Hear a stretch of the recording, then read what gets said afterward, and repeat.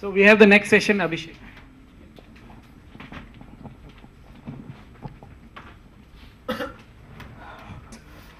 We all are into now mobile economy now. So everyone is wondering how do we make more money out of mobile. And we have got three amazing speakers today who have been great growth hackers themselves.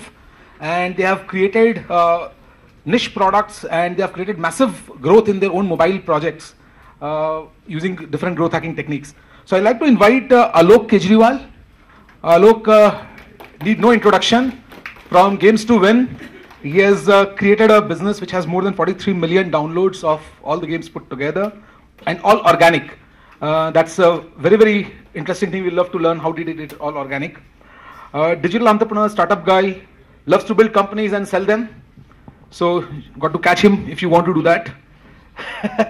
Next is Pathik Shah. He's a head of growth, Hike. So how many of you are using Hike as a messenger in this room? Put up your hands, man. Please put up your hands. Hike users. How many Hike users? So you gotta convert them. Okay. And how many WhatsApp users? You have got to convert them all. Yeah. So yes, perfect. So I've got Pathik a challenge, and obviously you can push in more challenges to Pathik while he's here. So Pathik basically he has been heading the growth side of Hike. It has achieved 35 million users in less than 20 months. And obviously their goal is to bring the entire India on Hike, which is ambitious but commendable goal. And last but not the least, we have Pravin Jadhav from Freecharge, and he has been, the company basically allows you to charge your phone, DTH, and all this online.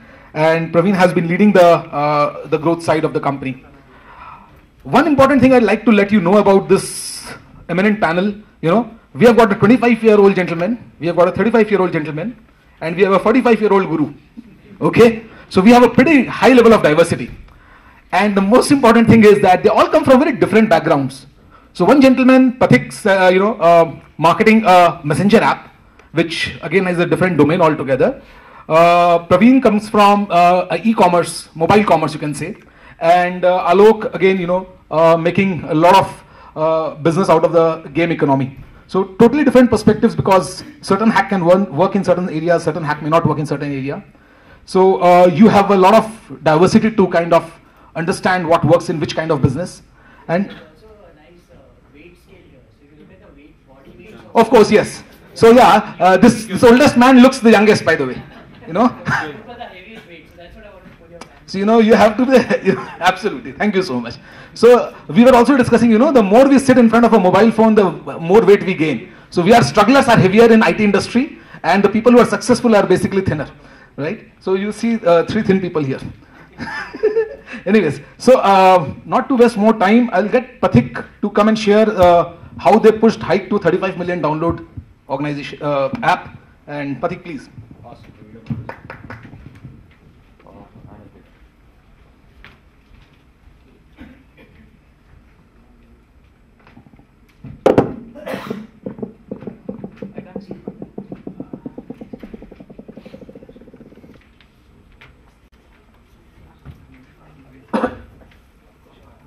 Testing. Okay. So I'm from Hike Messenger. I head the growth team for Hike. I'm sure even if you're not using Hike, pretty much every one of you would have heard of Hike in the last 2-3 months because we have been growing really well and we have been growing really fast. So some facts about Hike Messenger. We got to 35 million users in less than 20 months. We are less than a 2-year-old company. We launched in the December of 2012 and we have been growing really fast after that. We are possibly the fastest growing Indian mobile application and possibly the biggest Indian mobile app right now. Just wanted to start with some basic startup fundas and some basics about growth hacking. Then I'll take you through the journey of Hike and I'll quickly end it and I'd like to have a more involved Q&A session. So these are the 4 most important points of a startup. An awesome product, smart distribution, both of them combined will give you a massive engaged user base and after you have that you can possibly make money out of it. Distribution is one of the biggest problems. Even if you have a very good product, but if you are not able to figure out distribution, it's like having a really good product, but not able to get it in the hands of many people. So it's not of much use. This is one of the biggest aspects of any startup that need to be tackled, and it's mainly tackled by marketing. So how does marketing happen normally? On the web, it happens via these channels: organic, online ads, social media, SEO, SEM, traditional ads. And on the mobile, it's something similar: organic, mobile ads, social media, app store, gaming, and traditional ads. It's pretty much the same. Traditional marketing, the problem with that is most channels are saturated because everyone is doing it. If you go and ask anyone how they would possibly promote an application, the answers that will come up are mobile advertising, possibly TV advertising, radio advertising, or some kind of online advertising. They'll also possibly say early adopters, blogs, all of that stuff, but that is something everyone is doing. The winner is usually the one with the deeper pockets, because if it's just a game of who can throw more money at the consumer, or who can throw more money in terms of ad networks and get more users on board. All you can do is match the competition. When you, as a startup, you actually need to overthrow the incumbent, and you need to leapfrog ahead of them. So if you are doing the same thing as everyone else, it's not going to give you much of an edge. You need to differentiate. A lot of people understand this in terms of product, that you need to have a product differentiator. If you're launching a product with the same features which are already there in the market, it will not work. But the same thing needs to be done for growth as well. You need to keep on finding new and underexplored avenues for acquisition. And the third thing is build growth and engagement loops directly into your product. Product and marketing until now have been very decoupled. You need to actually combine both of them, and that will lead to something which is much better than just having a decoupled strategy. The next is, this is a very famous quote by a very famous hedge fund manager from Oakland Capital. You cannot take the same actions as everyone else and expect to beat them. If you're doing the same thing as everyone else, you will not be able to beat them. Even if you do it better, it will be just an incremental or marginal improvement. You need to do something else, something different. These are the traditional marketing strategies for any startup. If you have a marketing team and you ask them what they are going to do to promote your application or startup, they'll possibly come up with one of these. It's boring, it's old, you need to do something new. Or at least have a new spin on this, or try something completely new altogether. This is the standard product funnel. You acquire a user, you activate them, you retain them, you make them refer other people so that you can gain more users. Eventually you'll get to revenue, and possibly some of the users will churn. You try to get them back. The problem with marketing is that it focuses only on the first A, which is acquisition. You will run a TV ad or something, you'll run online advertising, and when the person comes into the product, it's completely a different experience. Marketing does not focus on keeping or driving the user through the whole funnel. Growth focuses on all of this. It focuses on acquiring a user, it optimizes all the landing pages, it optimizes the first user experience. To activate the user, you will focus on retaining the user. A user, even if you are acquiring 100 users a day, if you are churning off 90% of them, you are essentially acquiring only 10 users. So that is also one major part you need to focus on, especially in mobile applications, that you need to retain users. The fourth one is referral. Try to get users to tell their friends about your application. That's free publicity, that's free. That's kind of free growth. The fifth is revenue, which is something most startups will not be facing in the early stage. The last one is churn. You have to somehow try to retain people in your application and not let them churn off. Growth hacking is a combination of product, marketing and analytics. It's like building a product, marketing it, analyzing what happened, and taking those learnings and putting them into product again. This is the difference between traditional marketing and growth hacking. Compared to the competition, traditional marketing will only give you maybe an incremental improvement. Growth hacking will give you something which is 10x. We call it a moonshot. It's 10x better than anything else in the market in terms of growth or product. Traditional marketing will give you linear growth. For most social applications or most internet-based startups, you need exponential, explosive growth. Linear growth is not going to work for you. The traditional marketing is decoupled from product. Growth hacking is very integrated with the product. Traditional marketing focuses only on acquisition. Growth hacking focuses on the whole funnel. Traditional marketing is saturated. Growth hacking is kind of underexplored right now, so that is the avenue you should be looking at. The cost of acquiring a user increases with traditional marketing at scale. To keep on acquiring more users, you have to keep spending more and more. With growth hacking, it actually decreases. So one of the key fundamentals about growth is make the product more valuable for the user if the friends are on it. If this is the case, they will want to actually get their friends on board, and this will actually reduce your cost of acquiring a user drastically. Get users to invite their friends and leverage existing networks. So one of the cool things we did with Hike was we knew that India has 1 billion people, but most of the people don't have smartphones, most of the people don't have data. So we try to leverage an existing network like say Facebook or WhatsApp. We know those guys have smartphones, those guys have data, so we targeted only those guys.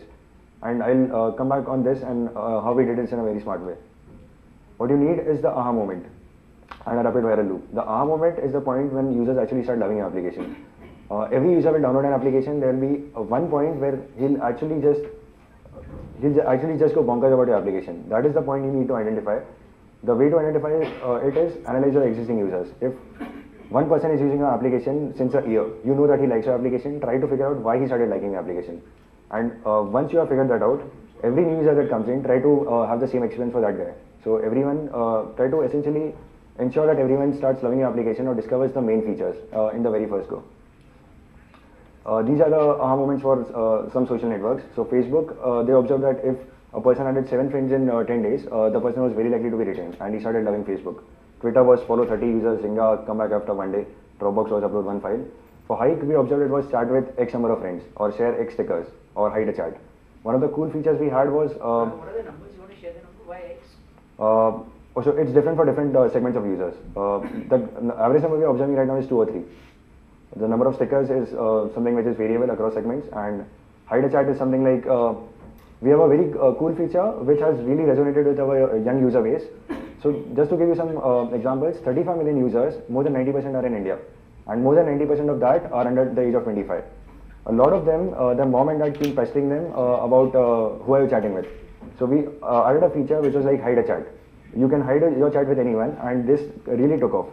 Because now even if your mom takes your phone or your dad takes your phone, they cannot figure out who you are chatting with. The second thing is a viral loop. This is the steps a user goes through between joining and inviting the next set of users. If a user really loves your application, you need to make it super easy for him to tell his friends about it. If one user can get 2 friends on board, it just keeps on multiplying and gives you an exponential effect at no cost. This is the normal flow a user goes through. He will be acquired, he'll activate. If he reaches the aha moment, he'll retain, he'll refer more friends, and he will get more activations. If he does not retain, he'll churn off. So as part of the growth team at Hive, yeah, sure.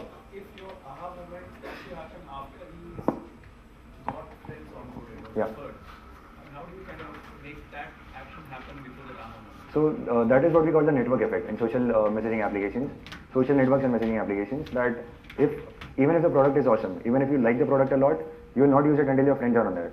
So it's an early start problem. After you have a sizable user base, whenever you come on board, whenever a new user comes on board, he will always find friends. But to start with, you have to really kind of brute force it, and come to what we did to actually brute force the whole thing. As part of the growth team at Hive, the mandate right now is get everyone on board, keep them in, and get their friends. If we do this properly, we assume that we can possibly cover the whole Indian user base which is connected right now in 1 or 2 years.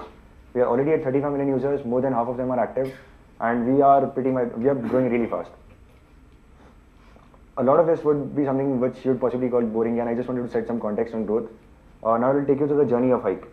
So this is the startup curve. It was coined by Paul Graham of Y Combinator, and this is, on the y-axis is the happiness of a person in a startup, on the x-axis is the time. So when we started, we were pretty okay. The product was good. We had just launched all the features that we wanted. This was December 2012. It was 1.0, we launched. When we launched, in the first week, we suddenly exploded in Germany. As the person who was heading the growth team was not able to figure out why. Because we did nothing over there, we did no marketing. Then we discovered, I was racking my heads over, why did it explode in Germany, so that I could replicate the same in India. Because we were focusing on India, and in India it was okay. In Germany it was really exploding. In the second week, it exploded even in Middle East. So in around 1 or 2 months, we had accumulated close to 300,000 users. Most of them were not from India, they were from Germany and Middle East, and I had no idea why.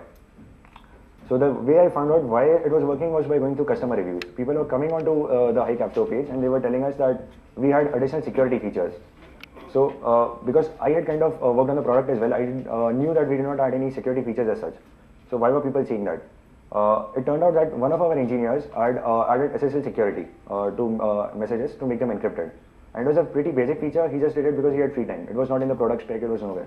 And somehow these guys found it, and they just went nuts about it, and it was completely viral word of mouth growth. So one of the components here is also luck. Sometimes you will not know what is working, but try to analyze what is working and try to replicate it. After that, we realized that we wanted to grow in India. In India, it was very hard to grow, and the question he asked, that if a person does not have any friends on Hike, why would they come on Hike? The number one question I get right now, whenever I get anyone on Hike, is I like hike, मेरे को बहुत अच्छा लगता है, but मेरे कोई friends नहीं है. All my friends are on WhatsApp. Why should I come to hike? So that was when we realized that if we go with traditional marketing or growth techniques, it's not going to work. Because first of all, we are a startup. We did not have much money. So we somehow needed to brute force growth. We needed to become much bigger at a very low cost because we did not have much money. So this is what the average CPA was for social networks at the scale we were looking to acquire users at. We wanted at least 10 to 20,000 users a day, and the average cost per acquisition in ad networks or any other channel was coming out to be $1 or $2. We had 2 or 3 other major competitors, some prominent messaging apps from China and Japan who had the marketing budgets of $20-30 million, and we did not have even a fraction of that. So we were trying to figure out what to do. One thing which we really set the tone for in the team very early on was that we are not going to do what everyone else is doing. We will be doing something different. This was us. We did not have any money. So what we came up with on the 1st of Feb 2013 was Talk Time Rewards. We launched the scheme. We were trying to figure out what could we possibly give users. So people were liking Hike a lot. We already had some bonuses that if you invite a friend to Hike, you'll get free SMS balance. It was working. It was not working very fast. We wanted to expand as quickly as possible. So then we were trying to figure out what could we possibly give a person, especially in the age group that we were targeting, 15 to 25, which he would really value and which would have very minimal cost for us. Instead of paying money to ad network to acquire users, we thought we'll reward the users directly. We came up with Talk Time Rewards because it's essentially like money. We were the first in India to come up with Talk Time Rewards as an incentive for mobile apps. And it was very simple. If a person joins Hike, he'll get 10 rupees. If he invites another person, he'll get 20 rupees. And once he reaches 50 rupees, he'll be able to redeem the money. So in a very smart way, we are able to take the viral factor to 2. Every user who came on board had to at least invite 2 users to get the money out of this. And that just keeps on expanding. 2 becomes 4, 4 becomes 8. It just keeps on expanding at a very high rate. The only mandate was grow. We launched this on the 1st of Feb. It was a Friday. I still remember the day. We went home at 2 in the morning. When I woke up next day when a friend called me and told me that just check the numbers. I checked the numbers. We could not believe what was happening. We got to number 1 on the app stores on Android, iOS, Windows Phone, all of them by Monday in 3 days. And we were seeing explosive growth. We doubled our users over the weekend. We had 300k users already. We added 300k more users over the weekend. By the end of 4 months, by the end of March, we had already added 5 million users based on just Talk Time Rewards. We also got to number 1 in the Play Store, which also gave us a lot of free organic downloads. A lot of people just keep on browsing the Play Store. Whichever app is number 1, they'll download it. That also gave us a lot of free growth. So this was one of the main points where we decided that this also centered our resolve that we are going to do something different only. We are not going to do any traditional marketing stuff because a lot of people had been trying to. We are possibly the only app which has displayed WhatsApp and Facebook in top 3 apps as number 1 in India. So this was the reaction when we first hit 5 million. This was the reaction right after that. You'll be asking why, because we were growing very quickly, everyone was happy. So the servers crashed. We are not able to handle the load. So one thing I would really say is, even if you get your growth strategy right, ensure that you can take the load. Ensure that you can actually handle the people coming in. It was like we were very happy, then it was like what the fuck happened, and then we were very angry. Why is this happening? It was a very bad timing for us as well, because the moment we were at that point we were adding more than 1.5 lakh users every day, and all of them were getting a bad experience because the servers were crashing. So we kept on tweaking. We tried to improve the servers. We tried to add more servers. We added horizontal scalability. We made the servers way more efficient in terms of handling load, handling messaging. And we stopped Talk Time Rewards at that point, because even though it was working very well, we were not able to support the users. Then for the next 5 months, we just kept on tweaking it. And we made the app much more reliable. In month 11, we started round 2. For 4-5 months, we were just working on the application, making it smarter, and making it more efficient. Sure, go ahead. What is the budget for doing Talk Time Rewards? It was pretty small. It was close to 2 to 3 crores. 2 to 3 crores? Yeah. Is that small? In terms of our competition, very small. Yeah, I got it. Yeah. What is your monetization model? So we don't have a monetization model right now. We'll also discuss that later on. We're not looking at monetizing right now. We are just looking at growth. We want to be the first app in India with more than 100 million users. But After that, it has to have a backing of a monetization plan, no? We Otherwise, will be able to monetize. This is the question which has been asked to Facebook, Twitter, everyone when they started. What is the Facebook monetization? has its monetization model. It has it now. It does not have it earlier. Yeah, but we cannot take example from Facebook and No, we can. I'm Why? actually trying to because we are trying to be the first app in India with 100 million users. 300 crores also now. We also raise a lot of money. And when you say that you did not take the route of traditional marketing, I think the TV spaces which you took was traditional So marketing. that was now 2 months. And after that only Hike got all the recognition. Not really. Yes. I'll take you through the numbers. Okay. So this was the point, month 11, this was around October 2012. We decided to take it slow. We again launched Talk Time Rewards. The app was doing pretty well, servers were handling the load properly. We launched it again, and this time we focused also on engagement and retention. Earlier we were focusing only on growth. So now by month 18 we were already at 20 million users. This was close to June 2013. This was 20 million users at a very low cost per acquisition, and we were growing very quickly. At this point we decided that we want to scale it up because in India all the other stuff works, but TV works really well in terms of reaching out to users, reaching out to the masses. So at this point we said we'll do a TV ad, we'll amplify it using Talk Time Rewards. So we in the last 6 months before we launched the TV ad, let me just go through this. In the last 6 months before we launched the TV ads, we focused on improving the app a lot more. We simplified the UX significantly. We had a really good first run user experience. What we discovered was that Indians are not as sophisticated as say global users. So what the app we were making initially had kind of a global design sense. Now we made the app very simple, so that a person could just go and message. It wasn't confusing at all.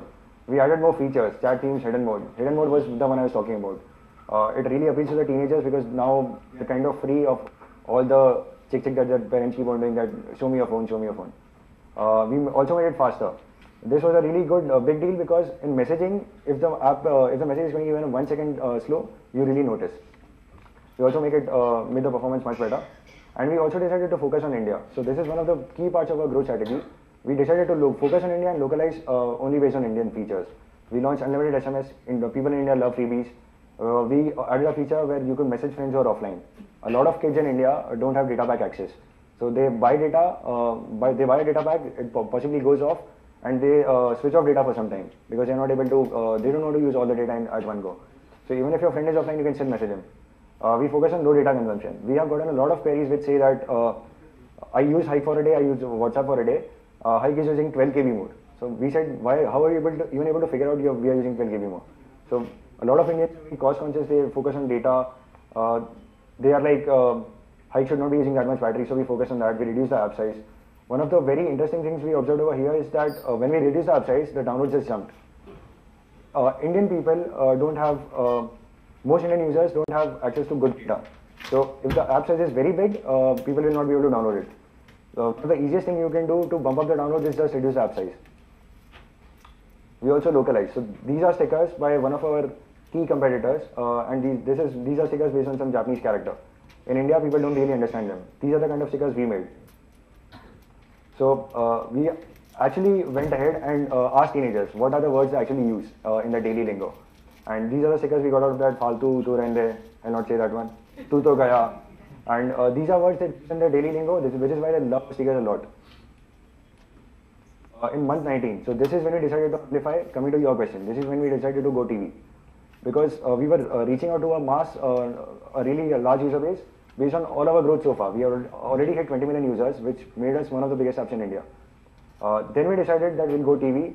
We had already reached round of funding, and then we decided that we'll go all out. We'll get everyone on Hike so that no one has the doubt anymore that why should I use Hike? My friends are not on Hike. So we decided to do TV, amplified with TTR. So Talk Time Rewards 3.0 plus the TV campaign. So we went for awareness with the TV campaign. We went for growth. We went focused on retention and engagement a lot. There were subtle hooks in the application which really pushed you to keep on engaging with Hike. After that, this was our TV campaign, Hike Up Your Life. This really did very well. We were targeting the youth with this. That try to hike up your life. You are already using old applications. We will give you privacy. We will give you additional features which any other app does not have. Just switch to Hike. Again, we got to number one. In 2013, when we got to number one, we were seeing more than 150k downloads a day. This time when we got to number 1, it was even tougher because we had to get to more than 250k downloads a day. So the market in India is small, but it's growing very quickly. In 120, we were at 35 million users, 15 million users in just 2 months with the TV commercial and the Talk Time Rewards program. So this was when we saw that, this was the point where we saw that in a product which has a social component, just the product does not matter, you also need to have your friends on board. So just go all out, get as many users as possible. We also discovered some scaling issues again. We were not able to handle the load. So we took off the TV ad for some time, we ran it for 2 months. We waited again and took it off for some time, again fixed the issues, and now we are just growing again. The 35 million number was 2 months ago. We have been growing very rapidly. I'll be announcing more numbers in December. So based on all this, you might be thinking that growth hacking is cool and sexy, traditional marketing is stupid, don't do it. That is possibly not the case. Everything we call growth hacks right now will become traditional marketing eventually. And if everyone is doing it, it's not a growth hack. Whatever we do right now, it will become commonplace later on. So I'll give you an example. In Feb, when we started out, we were the only person who was doing Talk Time Rewards. Now it's almost a tradition for any mobile application. A lot of people are doing it. So it's not, that is the reason I'm also talking about it. At a conference I did a year ago, I did not even talk about Talk Time Rewards because it was one of the edges we had. No one is really going to tell you what really works for them. It loses the edge. So if you're planning to get some really good tactic out of this, I'm not going to be discussing tactics, and I'll only be discussing strategy. So I'll now take you through the learnings I had over the last 2 years, the things I wish I'd known before I started. India is a very different market. So we keep on saying that India is a huge market, it has 1 billion users. It has 1 billion users, but only 300 million users have a mobile phone, only 100 million have a smartphone, and only 50 million have active data connections. The market is flooded with low-end devices and bad networks. So the data connectivity is really shit. The devices they use are really crappy, cheap devices. It's highly fragmented in terms of, it's like a country of 20 countries. Every different state is a different country, different languages, different cultures. So one thing we decided to do was build for the Indian market. We'll focus only on India. Screw Germany, screw Middle East for now. We'll focus only on India. We'll get all of India on hike. We are actually aiming to be the first app in India with 100 million users by the end of next year. We decided to optimize for size. The app size really matters. People cannot download a very big app, so we decided to optimize for size, performance, data usage, battery, all of it. One of the biggest learning was what worked in the West may not work here. All the blogs we read about marketing, all the blogs we read about growth hacking, try to derive some learnings out of that, but a lot of that stuff will not work in India because the markets are very different. Growth is not just about the sexy stuff, it's also about finding product market fit. Ultimately, it all boils down to product. If your product is good, people will come on board. If your product is not good, even if you have a super excellent, brilliant growth strategy, people will come on board and they'll churn off, will not retain them. Optimizing the first time user experience. People say that don't judge a cover, don't judge a book by its cover, but people actually do judge a book by its cover. So you have to ensure that when a person first comes into the application, you give him a brilliant experience, because the first 10 minutes are what matters. If you don't hold the user's attention for 10 minutes, he'll just go uninstall the application and that's it. We focus on maximizing engagement, reducing churn, understanding user patterns, very rigorous data analysis. It's kind of really a heavy data-driven game. Product market fit, ultimately it boils down to whether people love your product or not. Get to product market fit as soon as possible, only then ramp up your growth strategy. First impressions matter most. Invest a lot in the first user experience. The first 10 minutes are the most important ones. If you have the user, then you'll have him for a longer time. Aim big. Look for 10x moonshots. You can keep on looking at traditional marketing strategies. They are not going to help. You have to do something different if you want to grow very, very quickly. Something that is way, way better than anything else out there. Keep on optimizing. Incremental improvements and optimizations also matter. So the way I've structured the growth team in Hike is 50% of the team keeps on working on big ideas. Some of them may click, some and fail cheap. Don't be afraid of failure. Keep on trying experiments. At one point in the life cycle of Hike, we had 10 different user experiences for 10 different random sets of users. We picked the one that worked, we measured which one was working best, and then we took it to everyone. Don't be afraid of experimenting. Try to invest in a culture which supports experimentation. Data tells you everything. Observe what users do, not what they say. They'll tell you something, they'll ask for something, but even if you give it to them, they probably will not do what you want them to do. So observe what they are doing, don't ask them. Use data to validate all decisions and assumptions. We all have the tendency to go by our gut. Sometimes that is important, but always validate using data, whether it is working or not. No, Let's get to some insights, man. I mean, we know all this. Insights we'll have in Q&A. Of this session, right? We Yep. know data is important, we know people are important, we know growth is important. So a lot of the insights I already have are something I cannot share right now. The older ones, the talk time awards one, I already shared. Because I think Great. Yeah. I think we are almost done. Sure. Let's get into this. So one of the other things is focus on the psychology aspect of it. It's not just about conversion rate optimization, all of that. Look at the consumer. Why are they using it? What are the incentives? What are they motivated by? Understand what they do, make them do it more, and make others like them do it. Segment and target. So one of the things we discovered in Hike was a lot of teenage girls were using Hike a lot, and they like stickers a lot. So when we discovered that, whenever a teenage girl comes in, we show her stickers. That's one of the way we retain the users. We also discovered that a lot of couples hide each other's chats. That's one of the way we identify couples in the application. That if a person is hiding each other's chat and they are messaging or not, it's a couple. We also launched some couple-specific features like a love-based chat theme. If you send a message to a person in the love-based chat theme, some hearts come out, all that kind of stuff happens. People like it a lot. Invest in tools and frameworks, analytics, A/B testing, data visualization. Have a dedicated team on growth because it's kind of like marketing is a stepchild in an organization which is heavily focused on product. You should not have that. Have a dedicated growth team which has components of all this: engineering, product, design, analytics, marketing. Someone should also be focusing on psychology, behavioral economics, game theory, all of it. It should run across everything and give data access to the whole team. Everyone should be able to pull out any data they want about any feature they're working on. These are the kind of people you need for growth. Hustlers, people who are curious, logical, people who are willing to fail and learn, people who are coming with a fresh perspective. So I would not have imagined that a person like me who has no marketing background would possibly be able to get an app to number one in India. But it was because I came from a fresh perspective. I was not willing to accept what traditional marketing was, and I wanted to do something new. Someone who has no baggage, someone who does not come with kind of MBA marketing fundas, someone who needs to do something new. That's it. So, Pathik, before we move on to Alok, there's $1 million question. So, how much did you spend to get to 35 million users? The average CPA per user came down to less than 10 rupees.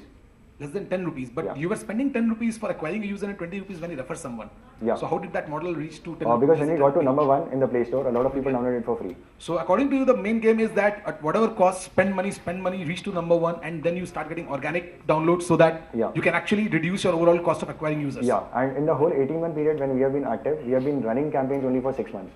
So, the I rest mean, of I months think we have been we doing will have organic. more perspective on this particular takeaway, if this takeaway works in other areas or not, and we'll see.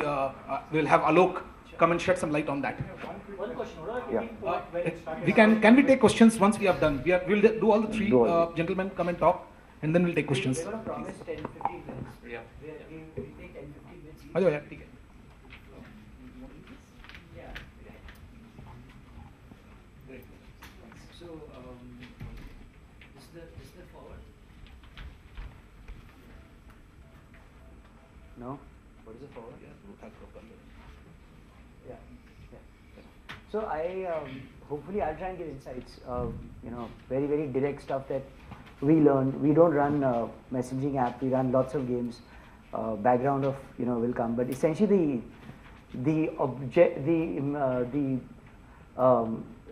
mail that you sent to us was to show insights of what this room can take away to go home, forget about all of us, and then do something with their own apps and games and whatever, and then hopefully come into this room and present the next time, right?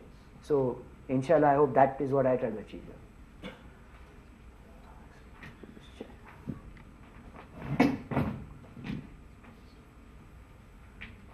So, thank you for attending. I know there are other airlines you can fly and other things you can do, but you sat in this room, so thank you very much.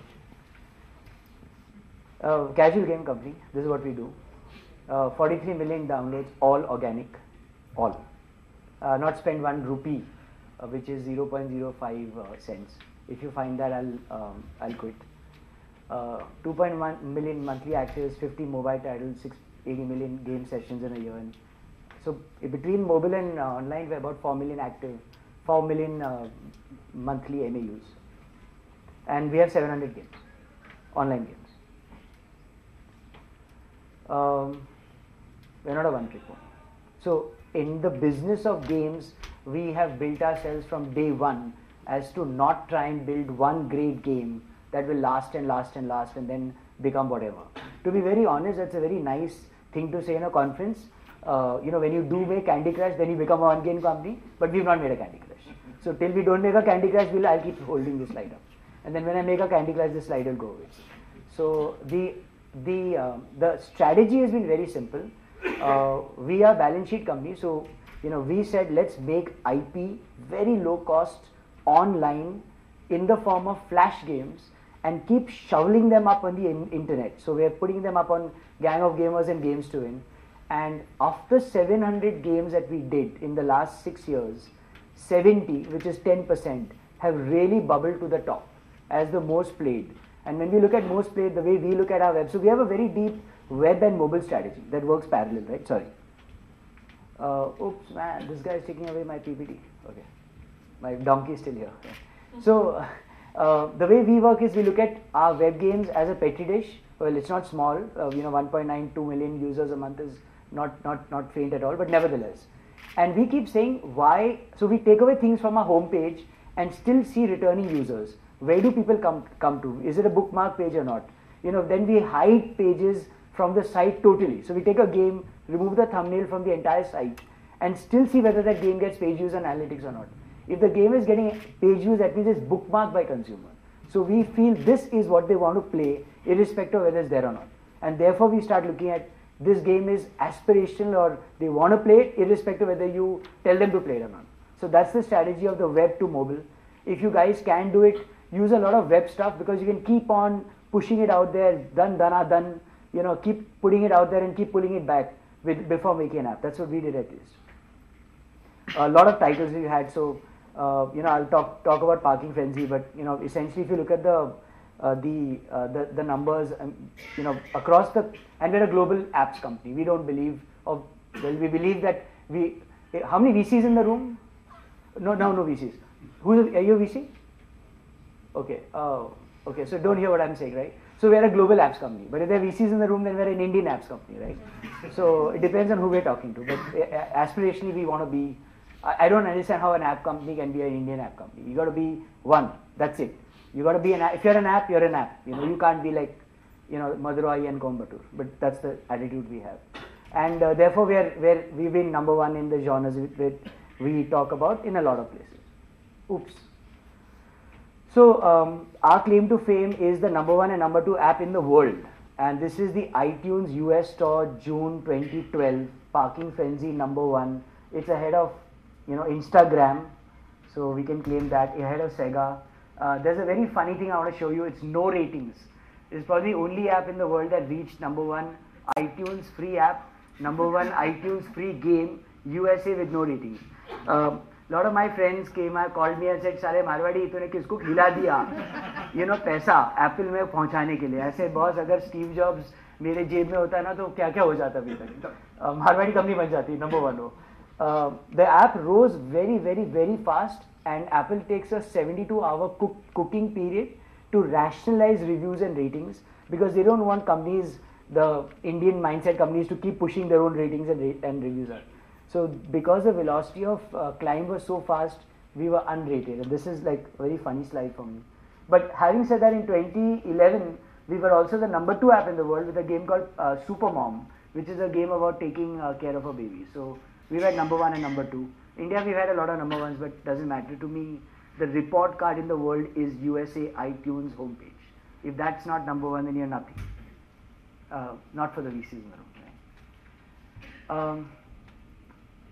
This is my claim to fame. Zero ad spend. Never spent money. I would normally say never will, but I want to take that back. We will when we understand why we're spending money on ads. We don't understand it. And I think what you said very well, I think it was Thiel or whoever's PPT you showed up, right?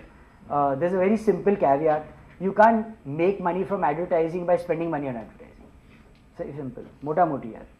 अगर आप advertising करोगे, otherwise then everybody would advertise newspapers in Times of India to sell advertising, right? So conceptually you have to sell product that brings you consumer, that pays you more for the ad. And no company in the world that I know, I mean, if I take 30 seconds, if I may, I'll just give you the breakdown of a Coke can. I do this all the time for people I kind of engage with. A Coke can costs $1.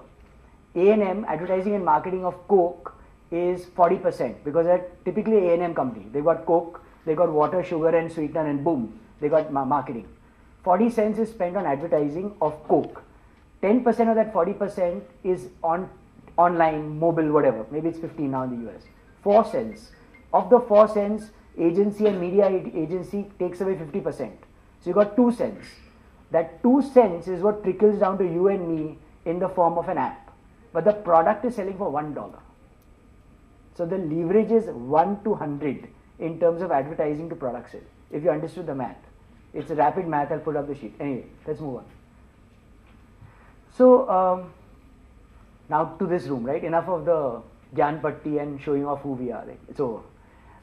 Confession, and this is what the concept was, right? So this is a very interesting 14th century art that I picked up. Netherlands, a Dutch painter called Bosch. How many people have ever seen this in their lives? Thankfully nobody. Well, the painting is a very classic representation of the 7 deadly sins. So you want to see it again? It's no, I don't want to, dude, what are you saying? That's a problem of celebrity presenting, you see. What kind of people do you invite to the conference, man? Celebrity okay, present karega to so hoga na. we'll come back to it, right? Fine? Okay. So what are the 7 deadly sins, people? Can you all say? We all do it, so you just say what you do. It's just no big deal. Yeah? जो आप करते हो वो बोलो ना, हाँ? Sloth, gluttony, anybody else? Sorry, envy, perfect. Anything else? Perfect, man. That should have come first. Okay. Any others? So the usual, right? We know this. So drill this in your head. The first takeaway I want you to do is it's very simple. The 7 sins, the 7 evils. If you just remember them from my point of view, I've done my job. I can go back, you can pay for my ticket back, and everything is all done.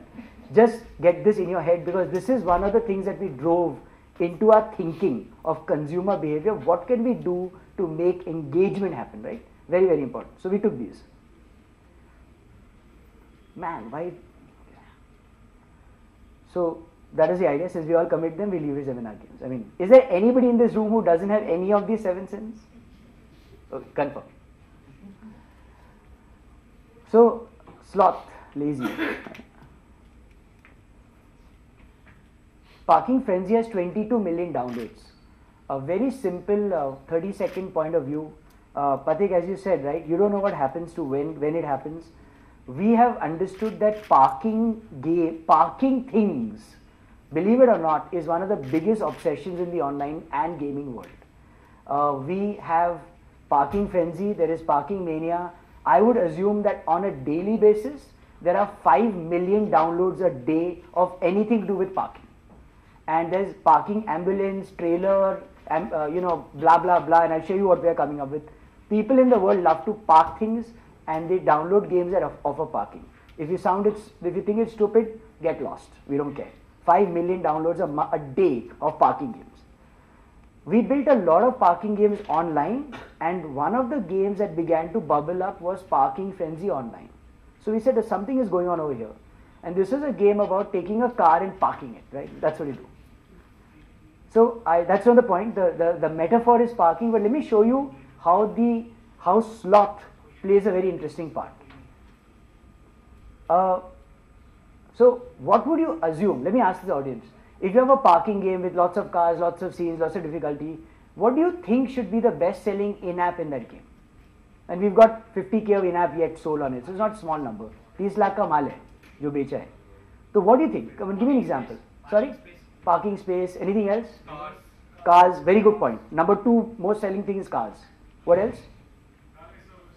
Sorry? Valet. Oh, lovely, man. That's a great idea. But dude, then why are you playing the game? Then might as well give it to your daughter to play the game, right? And you can make her your value, right? Steering, time. Perfect. Lovely. Great. So the most interesting thing that's sold is something called Revive. Okay, let me show you what Revive is. Revive is, we sell it in packs like these. And what does Revive do in a game like Parking Frenzy? So this is the way the game starts up. I've taken one scene in autumn, that's your red car. Now if you notice, the car is going to be very close to hitting that wall. Boom, it's hit the wall. The car actually degrades in 3 levels, 3 art styles. So first the door comes off, then the hood comes off. I mean, we're kind to the car, so we disintegrate it in 3 levels. And then you can revive the car. So the laziness is that अरे यार अभी कौन वापस जाकर गाड़ी को start करेगा? Can I take the car from where it is and continue? Which is like a magical button that existed in our cars. Repair this goddamn thing, right? And that is the revive button. That saber that comes on top of the car, and boom, it makes it good again. So every day we have $100 or $200 being spent by rich kids in the US on just revive. They want to play it, they want to enjoy parking, but they don't want to bang their car. And it's a very simple concept of being lazy, and we love it. There is another very interesting, second biggest category for us is dress-up games, and this is one of our games which has lots of dresses to do. But the thing that sells the most is instant finish. How many people play Clash of Clans here? Right, awesome. How many people use the gems to get the stuff done fast? Great, awesome. Right. So we all know what laziness means. We don't want to wait. And if you don't want to wait, you will pay. And if you will pay, it's a great engagement or a monetization strategy. So remember one thing, right? If you can make people, keep them lazy. Don't make them get active. They love to be lazy, give them enough tools to be lazy. Make money from them if they want to be lazy. Right. There's a game called Back to Win. I think I was telling you guys in the room. It's something very interesting that's going on in the App Store right now. It's basically win cash prizes every day. 40%, people never log in and register on a game. It's the anti-Christ of gaming. Mera naam kyun chahiye? I think one of the biggest failings of Zynga and people who worked with them is that they could not migrate the Farmville and the rest of the models to mobile without that Facebook integration. There was also a signed in deal, as I understand, correct me if I'm wrong, which had to take Facebook onto the mobile screen. And I don't want to be in Facebook, man. I don't want to sign up on a game. But when we have leaderboards, and this is a leaderboard that gets refreshed all the time. Oops, oh man, sorry. And this is the kind of granularity of the leaderboard. The three buggers who keep playing all the time. We have a 40% conversion of people who register just to be on the leaderboard. So our condition is you can play as much as you want, but you can't see your name over there unless you register through a leaderboard. And it's a very simple but active point of view. And if I show you some more data of this game in 2 or 3 slides down the line, you'll be amazed at how often they play just to get their name up. I used to run a company called Contest to Win many years ago, and the history with that company is that when people used to win t-shirts, cap, mugs, all that crap, they used to write to us कि sir हमारा नाम नहीं दिख रहा है वहाँ पर. So the usual complaint you would hear is that I haven't got the prize. They said no, prize we've got, but we want our name over there. So yeah, it's vanity, man, pride. 99% of the world never wins anything. We never win in life also. Life is a bitch. So if something happens to you, you feel bad. That's why we gloat over the achievements of our children, because in a way it's a quasi achievement of our own. So we can go into the psychometrics later on if you want, but that's not the session. Give them vanity, man. Make them feel like the Queen of England. Who cares about that old woman anyway? Make them feel like Mark Zuckerberg, right? Whatever they want to feel like. This is very interesting, okay? This is awesome. So, if you guys have any heart issues and all, like, you can, exit the room. There's some other good sessions going on outside, right? None? Nobody's walking out. Just kidding. So this is a game we have. It's our best RPG role-playing online game, 5 million plays. It's called Kill Osama Bin Laden. It can't be any more direct. So this was launched by us the day he got killed. We knew that something's going to happen about a week later, actually, not a week. It's a sniper game. Everybody knows sniper here. Sniper's a long gun with a telescope that you shoot people and their brains blow off. That's the beauty with the machine. You get clues of Osama Bin Laden, real picture, and in the end, here's the best part of the game, man, the best part. If you can see these dots, you have to go take a big knife and then slice his neck off and take it home in a gunny bag. So you have to carry his head home, okay? Now if you guys freaking out, and Ashay, you're freaking out. This is massive. The wrath of business of gaming is huge. And if you look at all the stuff that happens around the world on shooter, sniper, it's massive. So if you have an appetite, if you can do things which are wrath based, do it. It's big business. And if you don't believe me, check out the business of Contract Killer, which to me remains epitome of success on Indian App Store. 10 million downloads, 4.3 stars, 444,000. 500,000 people giving it 4.5 stars means it's God. Only God, Jesus Christ made this game. Trust me. And look at this. The first screenshot of that game is Killing Spree mode. Compete with friends for high score. So if you tell me, Alok, do these games cause those US killings? No, they do not. Deranged minds with big family problems create those kind of issues. But 45-year-old men like me love to shoot people, kill people, do it on mobile screen, and then go home and do Shri Shri meditation, right? So we're all weird people, and this is one of the best things of life. This is beautiful before Sudarshan Kriya. Please serve it as an app. Can anybody tell me where this quote comes from? Special Torino t-shirt. Sorry? It's Tarantino, man. Revenge is a dish best served cold. Stole it from Star. Oh, really? From StarCraft? Star Trek. Oh, I didn't know that. Wow, thank you, sir. You win a Robin Hood t-shirt. If you don't know what that is, this is what it is. Greed. So, what would you do for 500 rupees? क्या करोगे? 500 रुपए में देता हूँ boss, मेरे जेब में है 3 नोट है 500 रुपए का, कड़क नोट है, रोकड़ा. Sorry, when people don't understand Hindi, that's what I'm told. Hard cash, crispy note. Right, in Bombay, it's a very big fetish, no? Note कैसा है, कड़क है कि नरम है? What will you do, man? How much will you do? कितना करोगे? $500, man. It's like $8, right? Back to it again, the game that I was talking about, right? Now this game does very simply 500 rupees 3 times a day. And I'll show you the insanity. And we were nice people at one time. So the timing that it used to give away the money was at 10 a.m., 2 p.m. and some 10 p.m. We had some hour slots. And then we say, why be nice? So we tweak the timing. So one of the timing of the game is 2 a.m., one is 10 a.m. and then one is 2 p.m. because there's a huge college crowd that plays all through the night. And 105 gameplays a month average. Okay, so a consumer is playing at 105, is 3.5 times a day, average consumer. Retention 7 days 40%. So what Zinga was saying, 1 day retention, your 7 day 40 is a very, very good thing if you're in the games business. This is the point I was talking about. So we're screwing people's heads up. There's a guy who said, I've dropped out, I've done nothing, I'm going to sit in my home and I'll win 500 rupees. They played in the washroom. We don't care, man. They've got hikes, so they've hidden their chat and whatever, and now Mota Moti boss, this is greed, the ability to give away talk time, cash. And we don't say talk time, we say take cash. Then they say, no, give us talk time. Say, sure, you can do what you want.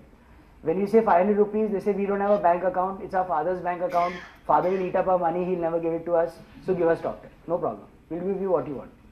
But the point is that, if you can give people simple stuff like this, you can drive them insane. So, this is the mission. Slavery. Get into the slavery business and start building apps that have this kind of greed mechanic in it. I'm a spiritual guy, okay? Don't get me wrong. This is very interesting. I think almost the last slide. There's an app that really does well for us. This is one of our beautiful dress-up apps. Again, metaphor, just to help the room understand how to... at 45, you have the luxury of thinking back and thinking forward. Place yourself 15, 20 years ago. I think some of you guys are 15, so then you can't place yourself 15 years ago. But if you are a little older, we used to play with toy soldiers. We used to play with dinky cars. That is sniper and parking game. Girls used to play with doll houses and Barbie. That is the metaphor of dress up. So what you would do in the age-old past comes back again as a metaphor of a new medium. Games don't change, only the medium changes. So dress up has been a huge, huge category worldwide. Barbie is a massive business. Dress up is and this is it. And this is the way this is the kind of art style we do. And the funny layering in this is that 3 friends going out on a holiday, but they actually are envious of each other because of the way they dress. And that is how does she want that? I have 2 daughters, by the way, 18 and 15. So I live with 3 women and I know the minds of those 3 women. So it's very interesting, take what you live with and make it a game or make it an app, because that's the best way to kind of curate an audience, right? And I see my three, I don't think my wife looks like any of these, but they are the three women that are in my life, and they all want to buy clothes, man. They want to look better. I mean, dude, why do you need to wear a good looking, dress at home? Nobody's going to see you. I wear Phatawa t-shirt with the ganji, right? But they say, no, you got to look good. So, for me, the business of dress-up games is huge. And, we give you scenes, but you got to look better.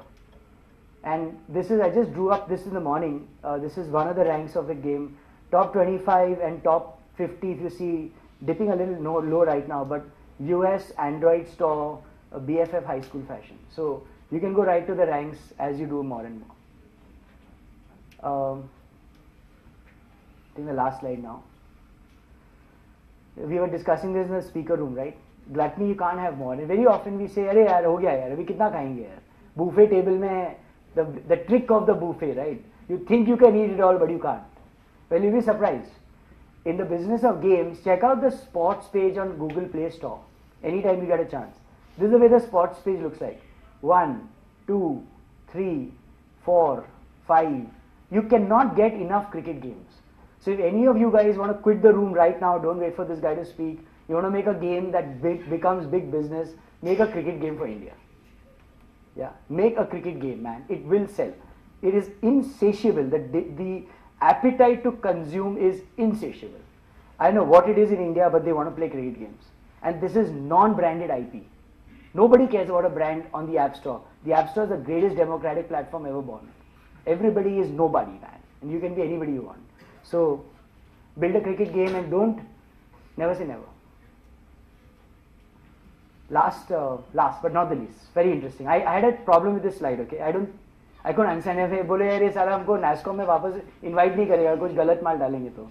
And then it occurred to me, I said, why should lust only be what we like to lust about? Why can't we think a little bit beyond? And it's fantasy, right? Because lust always has a fantasy attached to it. So what is a fantasy? And the fantasy for me is doing things you can't do. And this is what's releasing this afternoon as we speak. So you drive a rover on Mars. You know that Chandrayaan thing, whatever the thing is going around the goddamn planet, right? But we want to be on the planet. So why should I roam around the planet? I want to be on it. So this thing is landing right now on Android. It's our biggest 3D game look and feel, and this is the way it looks like. So you can drive a Mars rover. But let me tell you the success of this. Same thing, we should take those cars and drive them. We launched this game 10 days ago on the App Store. BST Bus Driver. Number 23 India simulation as I checked this morning. It is killing it. We're doing 4,000 downloads a day right now. And now UAE and all those other countries are catching up. So I want to be a BST bus driver. Done. Boom, boom. Here it is. And it's got that paw, paw, paw, paw. You know how you use paw, paw. The BST guy takes revenge, right? So it's got that paw, paw, paw, paw going on at the back. And this is the way the game is. You have to take buses and park them in Dadar bus depot. What more noble work could you ever have? 10 minutes time spent. Insanity. People are doing level replay because they can't get through the last level. They want to play what they can't get to play. So, we're doing Bombay water trail tanker parking. We're doing BS T2, T3. Guess what that game is? It's taking people from the passenger coach and taking them to the plane.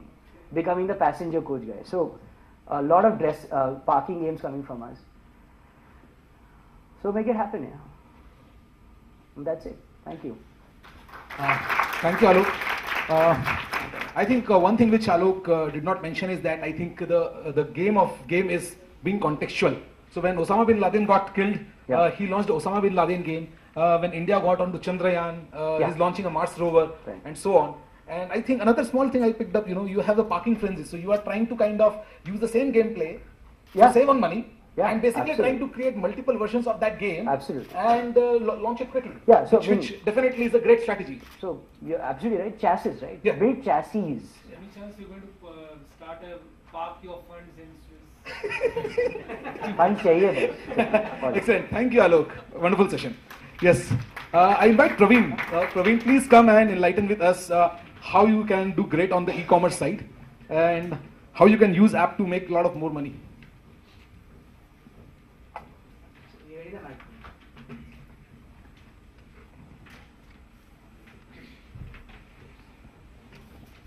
CNN is filming you, so you better. Oh, thanks. I was actually thinking I'll probably go and make a cricket game because there's so much demand. But unfortunately, I'm not a fan of cricket.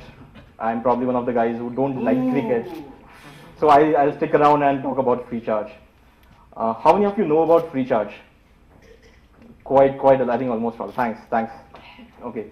So I take care of growth, product and customer success at Freecharge. I give a lot of gyan and rant as everyone else does on Twitter. I am on at being practical. So one of my favorite tweets, right? We always think the first million is the most difficult, right? For example, when you do a startup, you're at stage 0. How do you get your first 100 customers? How do you make it 10x, like what Pathik was mentioning? Okay, you always end up thinking, hey, growth is really hard. How do I get my first million users, my first 100 downloads, my first 1,000 downloads? But hey, there is someone out there who comes and tells you, hey, first 100 is simple. How do you go to the next stage? Okay, so the point here I want to make is there are people who are ahead of us. Okay, how can we go and learn from that? So that is one of the reasons that we are here. As part of Freecharge, we had very few interactions with the community or startup ecosystem to talk about things that we are doing to make sure we are growing and at the pace that we are growing. So one of the takeaways I want to basically. Can you just go back? Sorry, if you don't mind. Yep. How many people know T. Boone Pickens? Dude, please look him up. Please look him up. God of gods. Yeah. God of gods. Okay. So I was really happy when I saw a lot of people know about Freecharge. One of the reasons is that when you grow, it shows. You don't have to tell people, hey, we are growing. Okay. It really shows. People know, people are aware of you, people are aware of your product, people use your product, people talk about your product.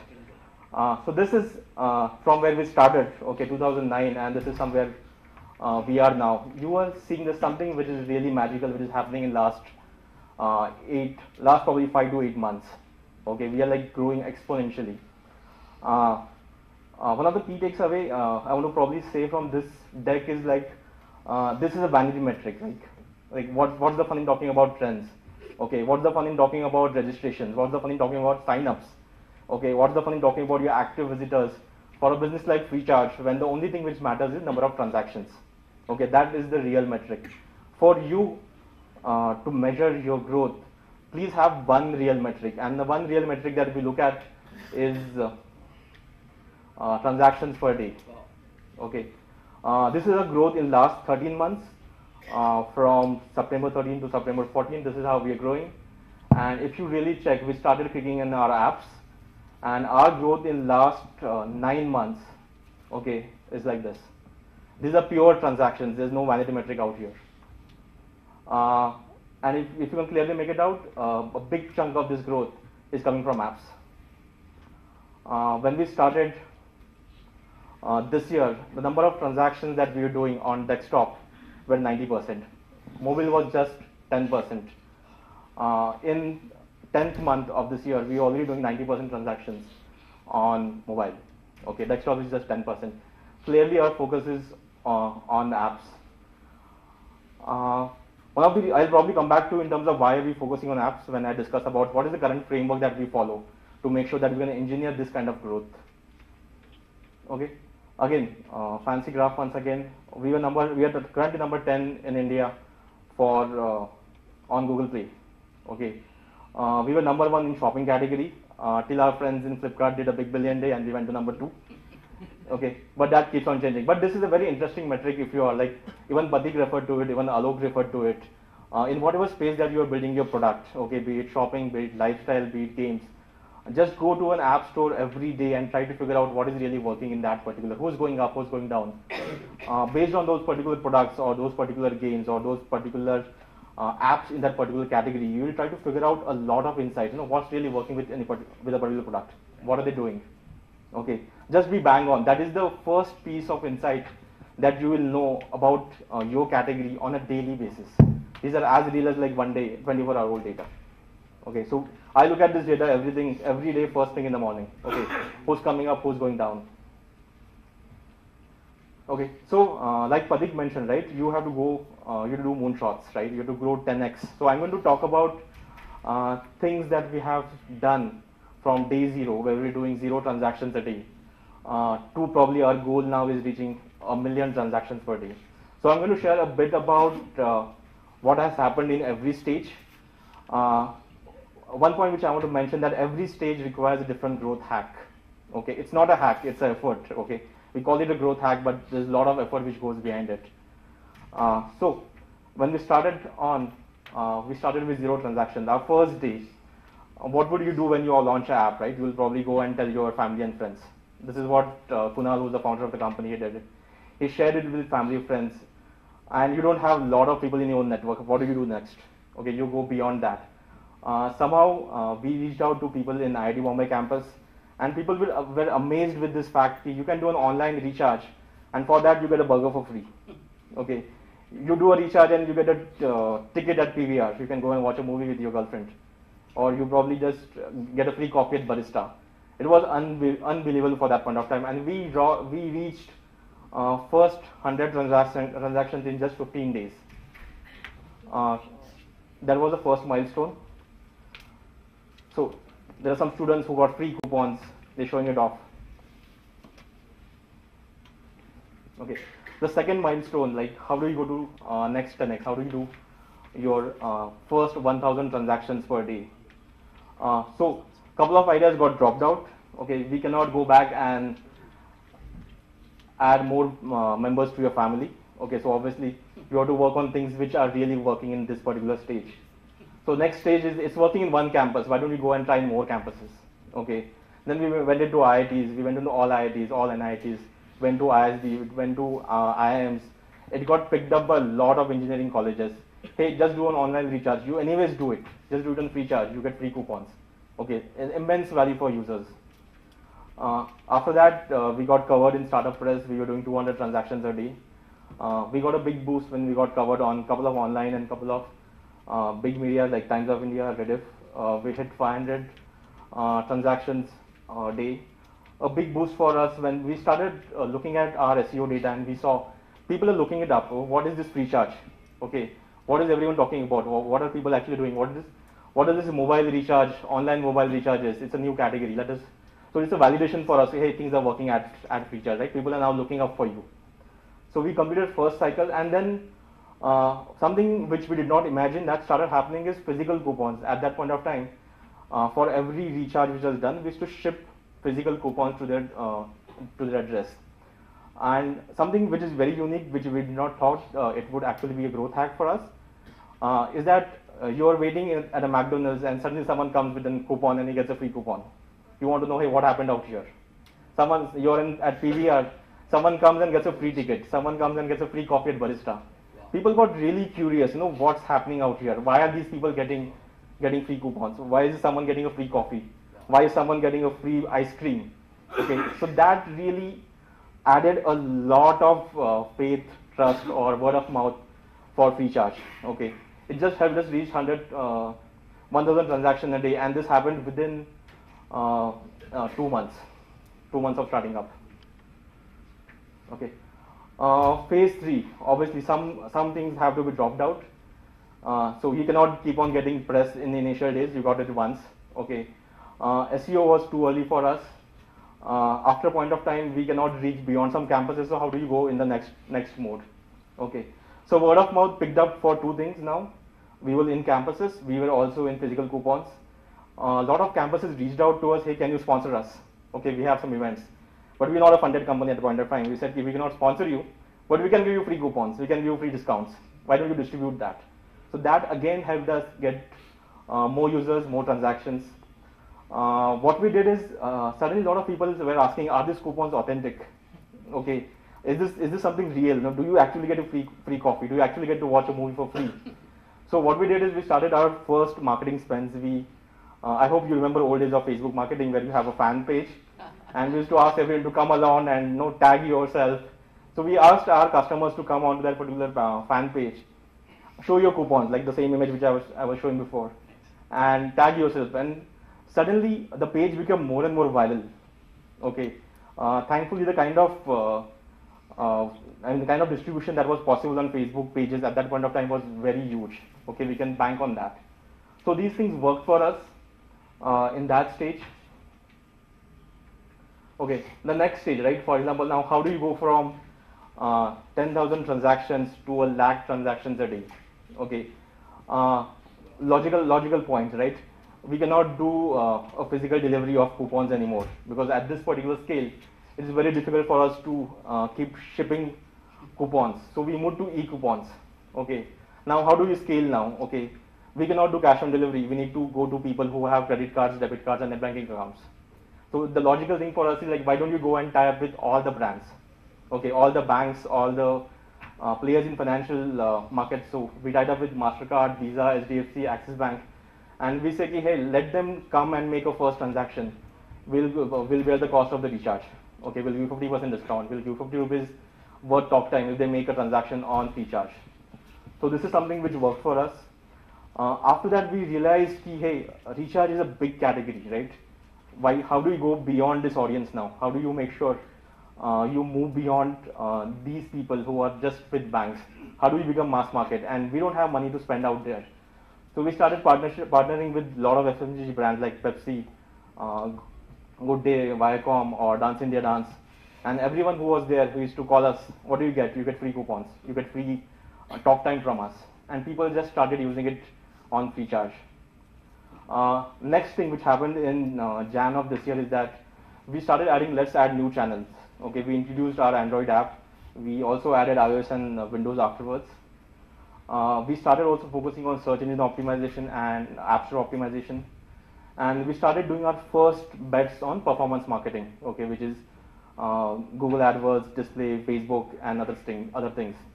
Unlike gamings or unlike probably Messenger, we are a transacting app, right? There is something called a lifetime value of a user.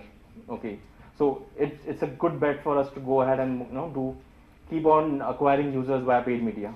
Okay, but how do we make sure that you are ready for the next phase? Okay, so this is our television ad. We did a television ad last month in September. I'll come to this. Okay, so this is the phase that we are on right now. Okay, we have already declared that we want to do 1 million transactions a day. Okay, so it's time to get serious about growth. So how do you get serious? You basically have a growth team. Okay, a team which is focused completely on growth. And like Pathik mentioned, the growth team, we have a team of around 30 people. It has designers, it has people who are looking at data, insights. We have engineers, we have people who are looking at performance marketing, people look at app store optimization, people look at SEO. Basically everything, even our television campaigns, they are part of growth team. We don't have a marketing department, we have a growth team.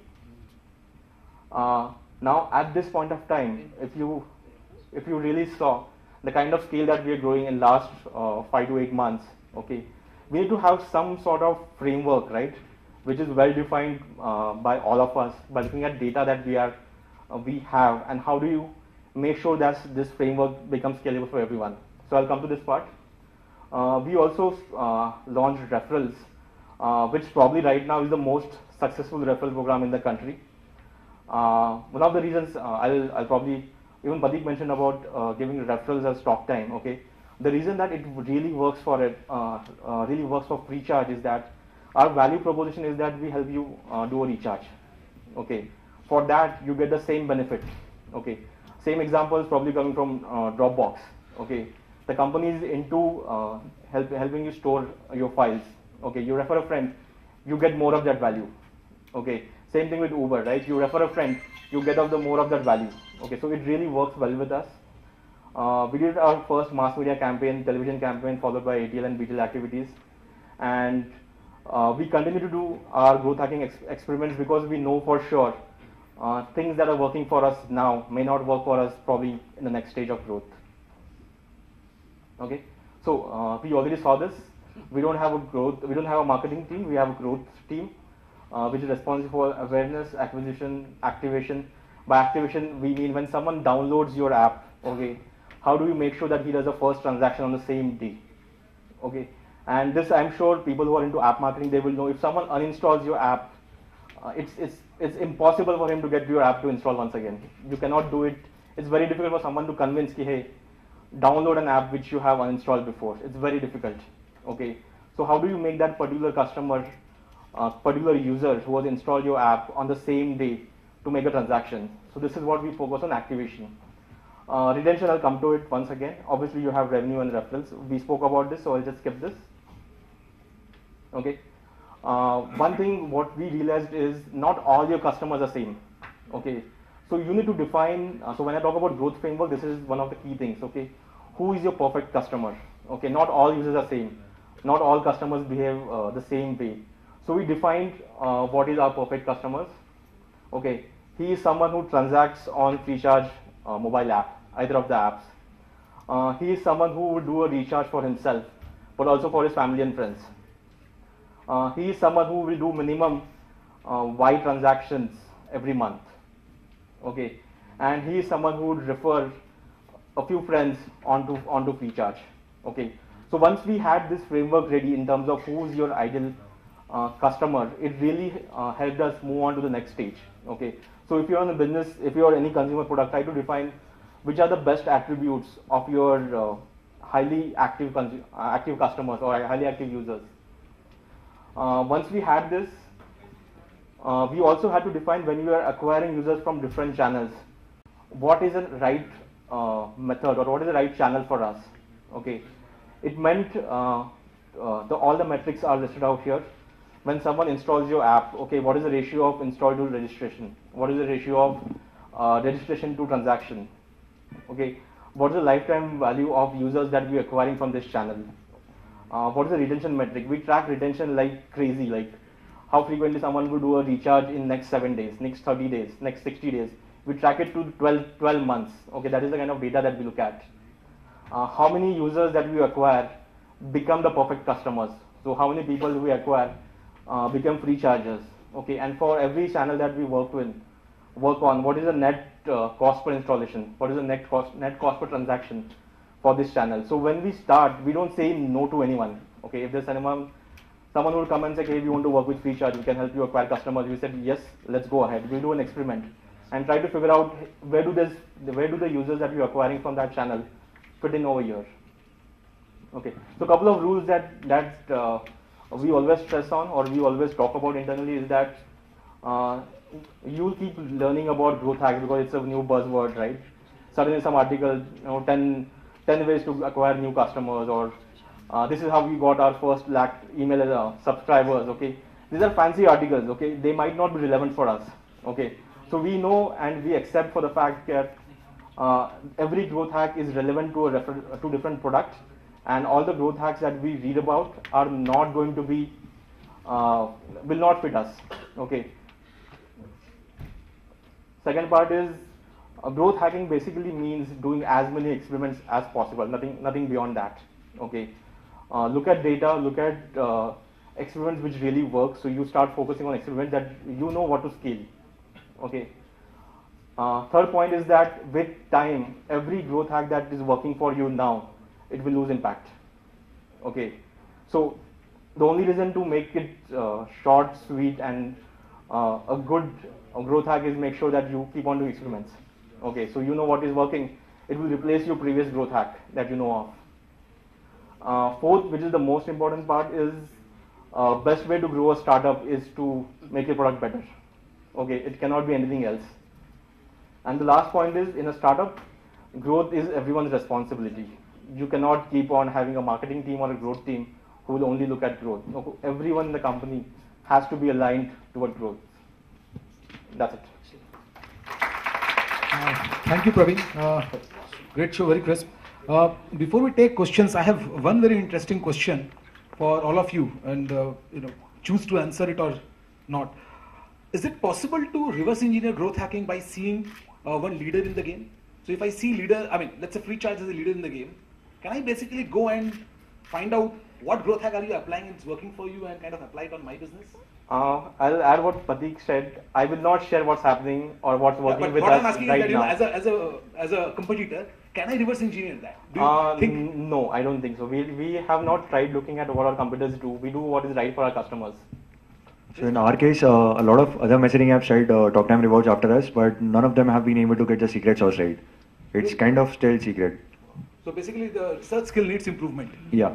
Okay. Alok, what's your view on that?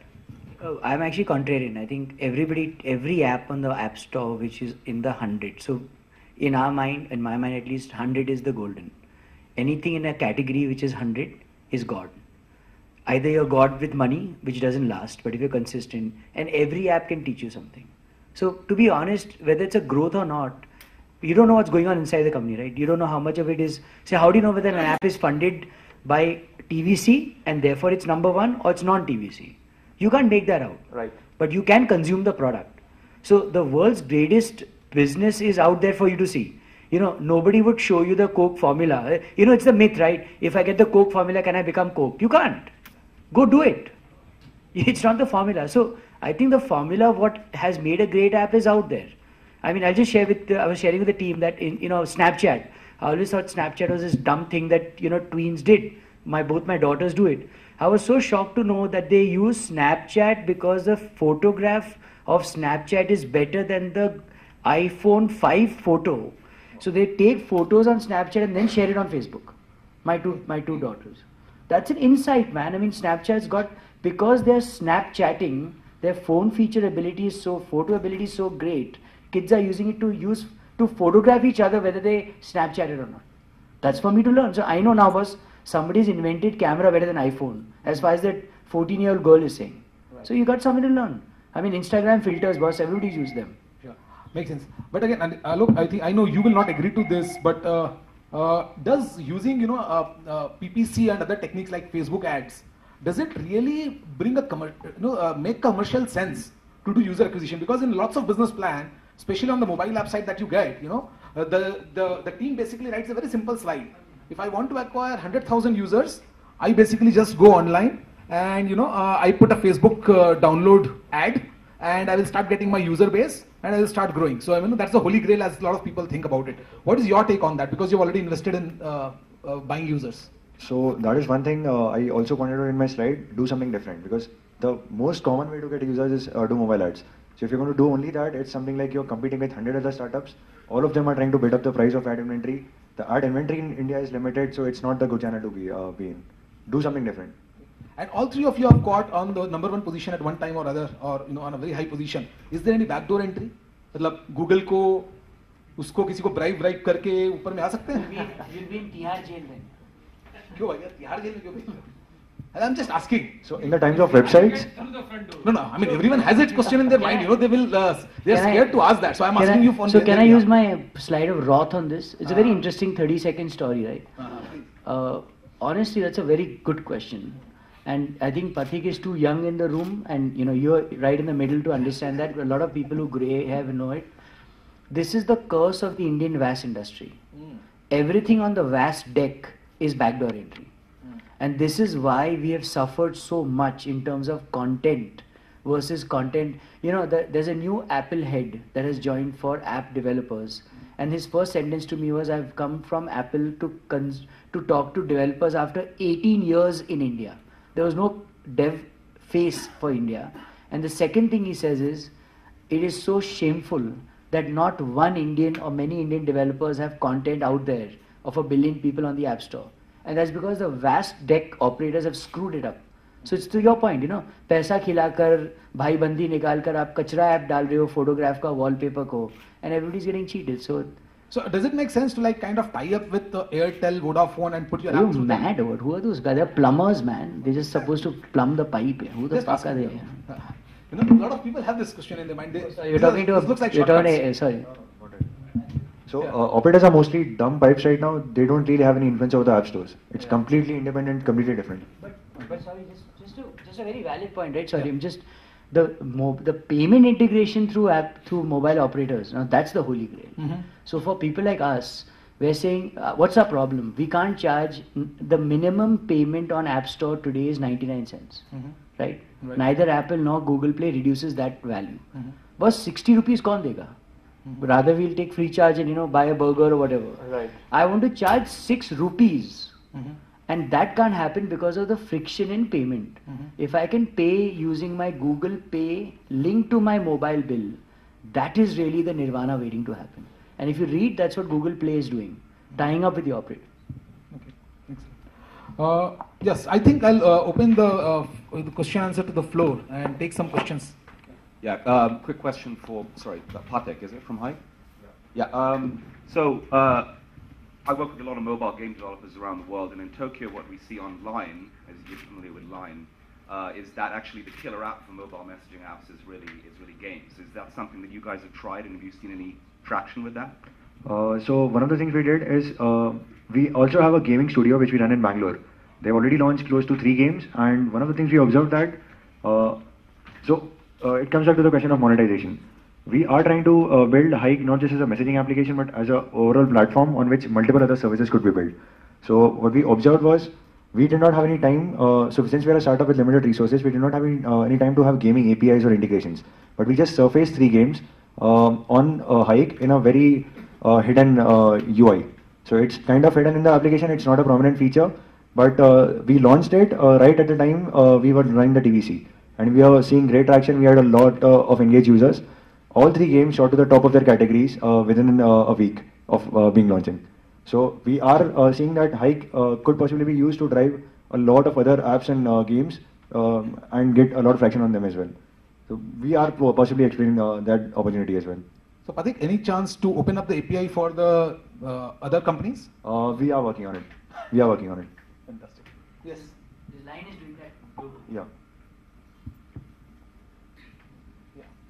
Please limit it to questions because we have just 7-8 minutes left. Then we have to close. This is for Alok. I just wanted to ask, what is the parameter of retention? There is something called rolling retention. There is something called return rate. Can I see you? Who is this? Yes. Yeah. Hi.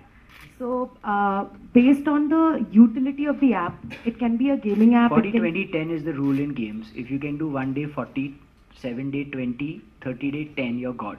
And what about utility apps? I have no clue. Messenger apps? I have no clue.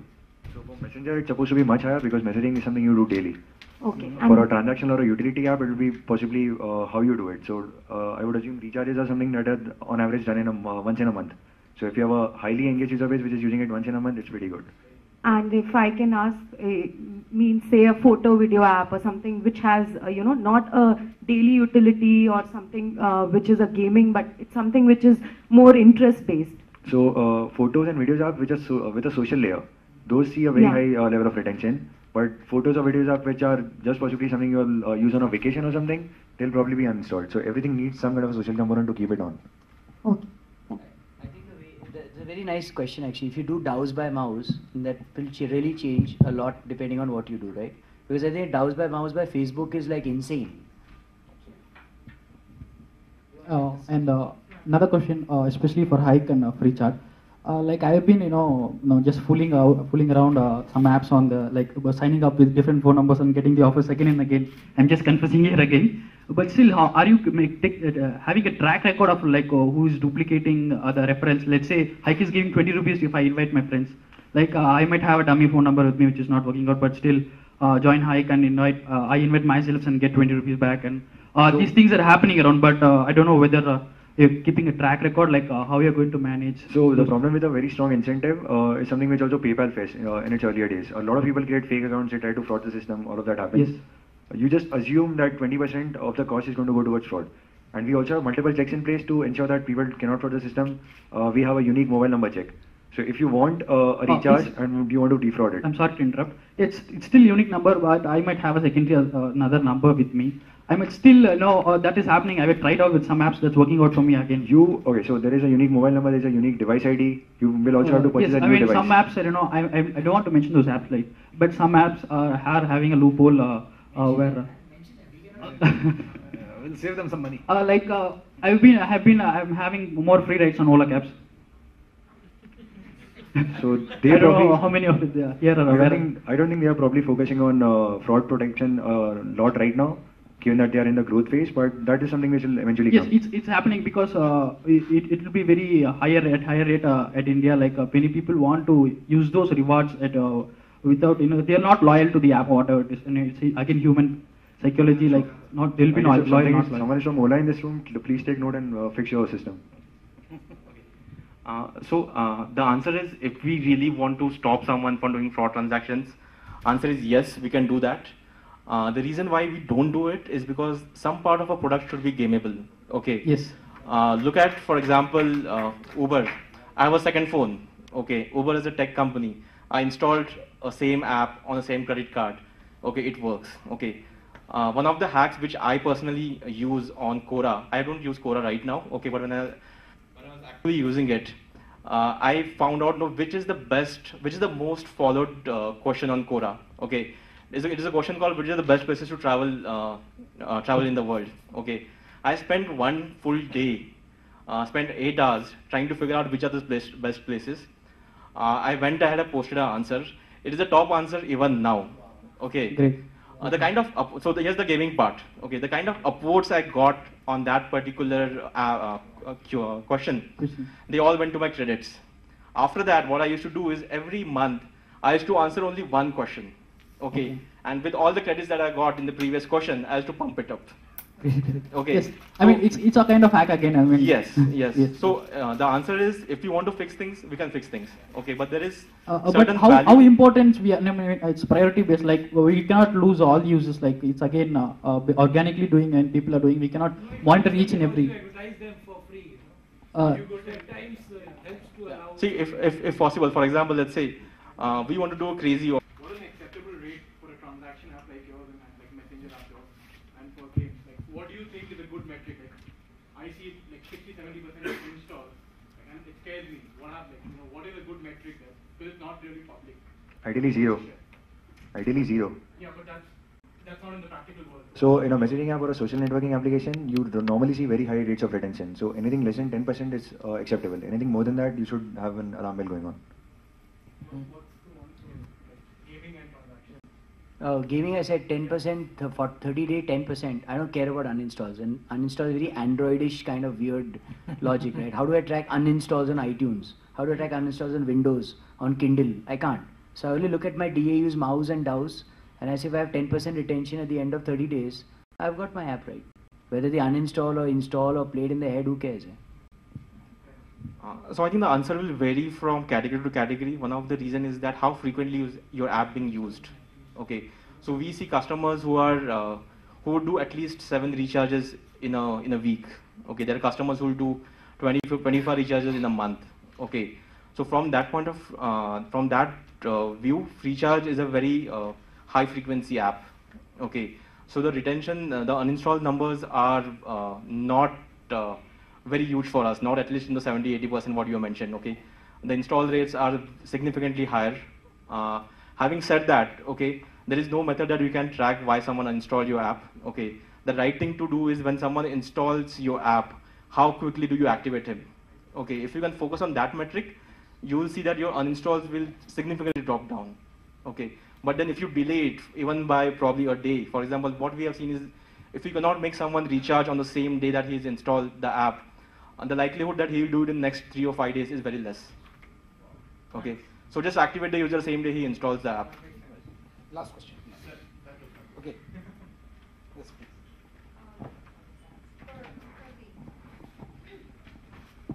Hi, for Pravin. You mentioned that moving from within the year, you've seen the move from desktop to mobile. Have you seen any differences in terms of user behavior moving from one medium to another, and especially in terms of transactions, so payment methods being used and all that? I missed that point. In fact, I had to cover it up, so I'll just talk about this part. The reason that we moved from desktop to mobile is that when you the retention rates for users on mobile are extremely high. Okay, they're probably 2x, 2.5x of desktop. Okay, when you have something on your mobile and the frequency of use is very high, your lifetime value of that customer is significantly high. The number of recharges that he'll do is immense. Okay, I can tell you for a fact that the number of recharges that we do at 3 a.m. to 4 a.m. in the morning is much more than a couple of e-commerce sites do in a month. Okay, it's that metric. Okay, so we got this insights when you got our first app on Android.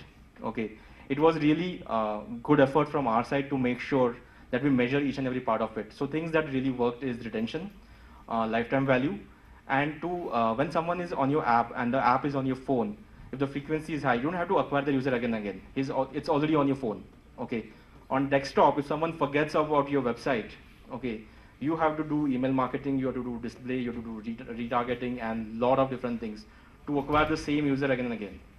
Okay, so this is one of the reasons that we saw as a difference between channel as a desktop and mobile apps, and so that is one of the reasons that our entire focus right now is growing app transactions.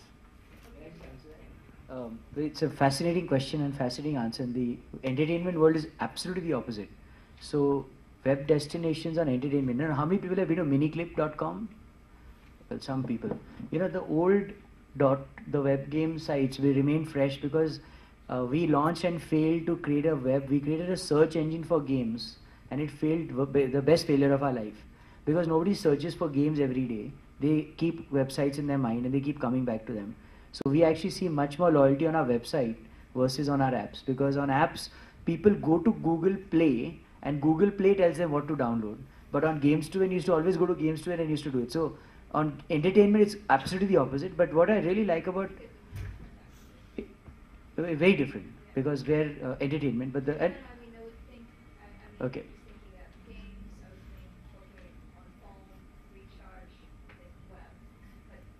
Yeah.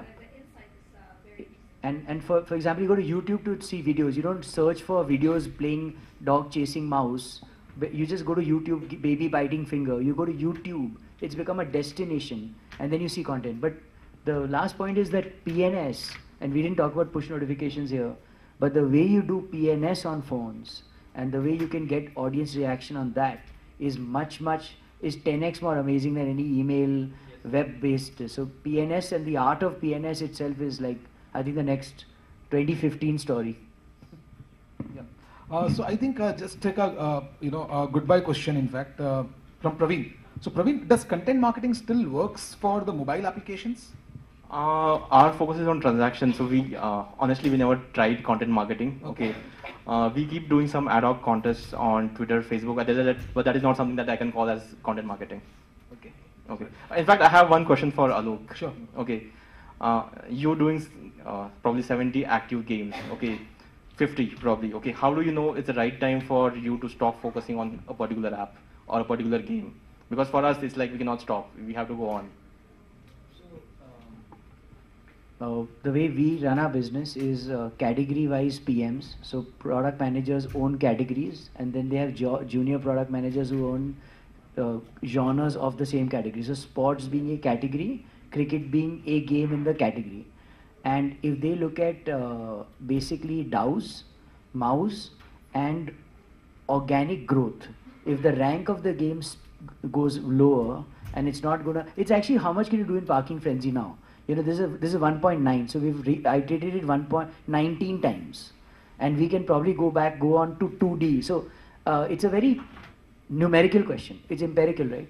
The minute you see, and I don't know how you guys, we didn't talk about PNL, but we do very Partha-based Marwadi system of cost of man-month and number of effort to do an update to a game, and the ROI on the new downloads is not equal to the cost of effort, then we junk it. So it's actually PNL driven, PNL and data. There's no human intervention. Pathik, you wanted to say something? I think I kind of interrupted. Sorry, what was your question? No, that is his question. No. I was answering her question. The best thing about having a mobile application is it's always on the person's hand. He might have access to a computer or a website at some point of the day, but he always has access to his mobile phone. And it's kind of like instant gratification. So if I had to push an offer or a push notification to the user, it'll go to him directly, without any blockers. On the web, you'll have to approach him via email, and most of the time it'll go in spam. So you have a direct line to the user to push him whatever you want.